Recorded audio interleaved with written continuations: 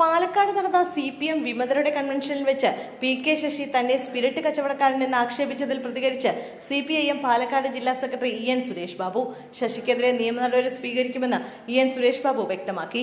പാർട്ടിയുടെ നേതൃത്വത്തിലായിരിക്കും നിയമ നടപടിയെന്ന് അദ്ദേഹം മാധ്യമങ്ങളോട് പ്രതികരിച്ചു. CPM പാലക്കാട് ജില്ലാ കമ്മിറ്റി യോഗത്തിൽ ചർച്ച ചെയ്ത ശേഷമാകും ഇതുമായി ബന്ധപ്പെട്ട തീരുമാനമെടുക്കുക എന്നും EN സുരേഷ് മാധ്യമങ്ങളോട് പറഞ്ഞു. അതേസമയം സ്പിരിറ്റ് കച്ചവടക്കാരൻ എന്ന PK ശശിയുടെ ആരോപണം എന്റെ പൊതുജീവിതത്തെ ബാധിക്കില്ല. ആരോപണം ഉന്നയിച്ചവർ തെളിവുകൾ പുറത്തുവിടണം. എന്റെ ജീവിതം എല്ലാവർക്കും അറിയുന്നതാണ്. എല്ലാ ആരോപണങ്ങൾക്കും മറുപടി പറയേണ്ട ബാധ്യത ജില്ലാ സെക്രട്ടറി എന്ന നിലയ്ക്ക് ഇല്ല എന്നും അദ്ദേഹം കൂട്ടിച്ചേർത്തു.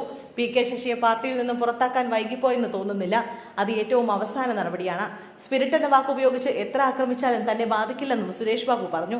തന്റെ ജീവിതം എല്ലാവർക്കും അറിയുന്നതാണെന്നും ശശിയുടെ ആരോപണങ്ങൾക്ക് ജനങ്ങൾ മറുപടി നൽകുമെന്നും EN സുരേഷ് ബാബു പറഞ്ഞു. പാർട്ടിയിൽ വ്യക്തികൾക്ക് പ്രാധാന്യമില്ല.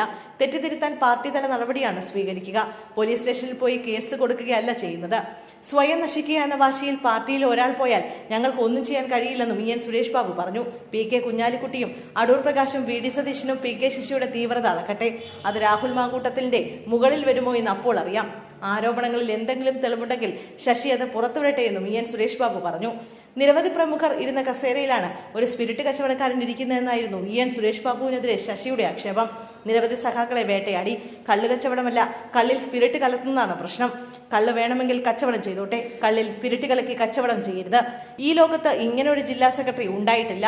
രണ്ടുപേരെ ലോകത്തിൽ കണ്ടാൽ അവരെ തമ്മിൽ തെറ്റിക്കും. എല്ലാ ഏരിയ കമ്മിറ്റിയിലും പങ്കെടുത്ത് പ്രശ്നമുണ്ടാക്കും. EN സുരേഷ് ബാബുവിനെ കൊണ്ട് രക്ഷയില്ലാതെ മറ്റു പാർട്ടികളിൽ പോയവരുണ്ട്. 5 വർഷം കൊണ്ട് ഇത്രയധികം പേരെ വിരോധികളാക്കിക്കൊണ്ടുള്ള മറ്റൊരു സെക്രട്ടറി ഇല്ല.